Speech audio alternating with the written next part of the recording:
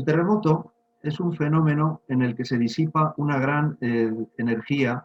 Normalmente el hipocentro se encuentra en zonas profundas, normalmente pues, al orden a la altura de centenares de kilómetros de profundidad, y la rotura de una falla o el desplazamiento mediante la teoría del rebote elástico o cualquiera de los procedimientos que suceden en la subducción, es decir, la introducción de una placa tectónica por debajo, marina por debajo de una placa continental, se producen unos esfuerzos que en un momento determinado se liberan y generan una gran liberación de energía. Como consecuencia de eso, desde el hipocentro hacia todo el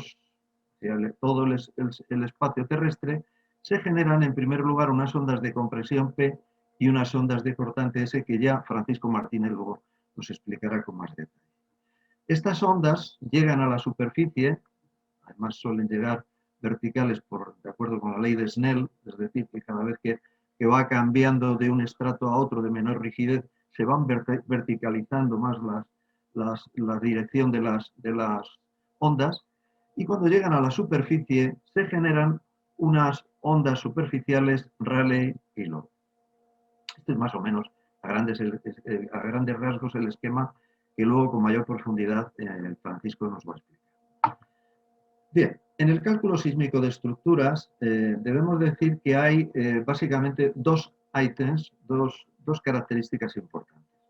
En primer lugar, la definición de la acción sísmica. Es muy importante definir perfectamente la acción sísmica. Aquí vemos, por ejemplo, el clásico acelerograma del centro de 1940. Y el segundo es la respuesta estructural a esa acción sísmica.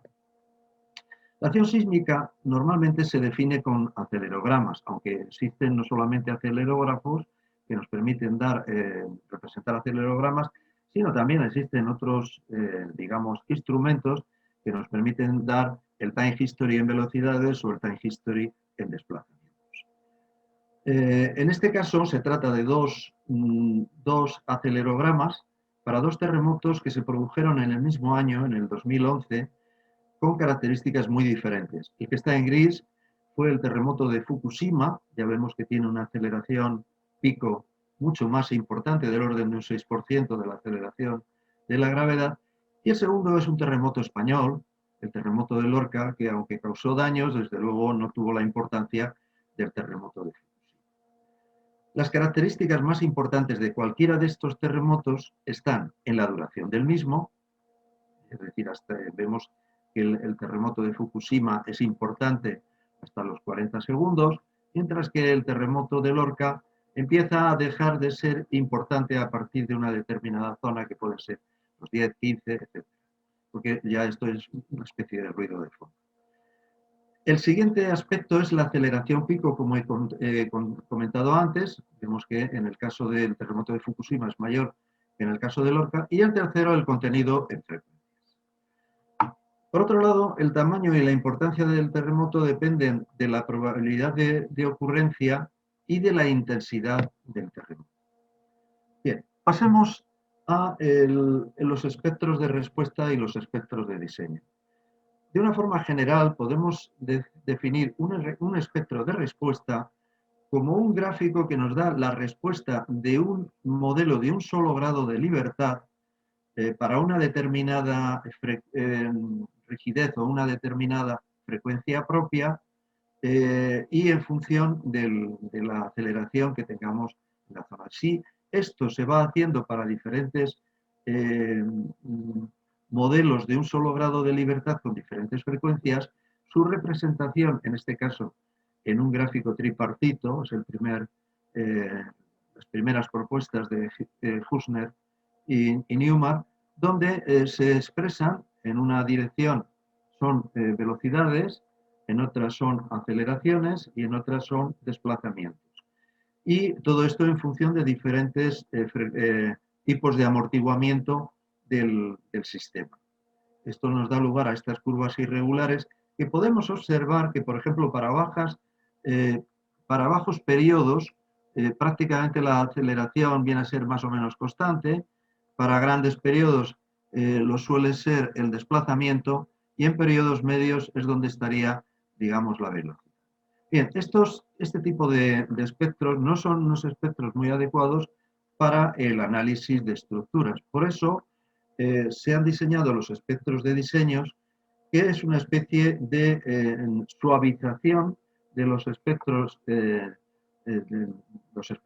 sísmicos,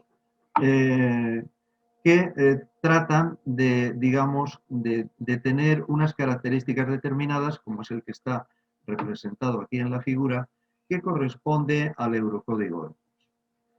En este tipo de espectros es importante la plataforma horizontal, en el caso del espectro del eurocódigo, e incluso las dos curvas, la hipérbola y la parábola, y también la rampa recta inicial.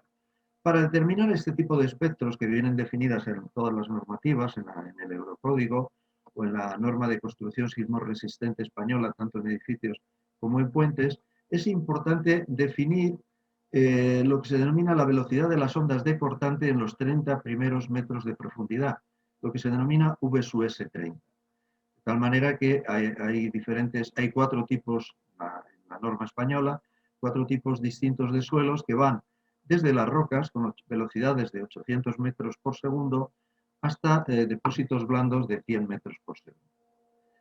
Y por último, después de hablar digamos, de las acciones, vamos a hablar de la respuesta estructural, aunque también en el capítulo primero ya se ha hablado de ello. Bueno, ya hemos hablado de los sistemas de un grado de libertad, que están definidos fundamentalmente, en el caso ya estructural, claramente tendrán un parámetro de amortiguamiento, una masa y un muelle. El amortiguamiento recoge de una manera más o menos simplificada los fenómenos no lineales que se producen en la disipación de energía, concretamente la radiación, puede ser la fricción y la estéresis de materiales. La respuesta del sistema dinámico tiene su valor máximo cuando la frecuencia propia del sistema, en este caso omega minúscula, es igual a la frecuencia excitadora, en este caso omega mayúscula. Cuando omega mayúscula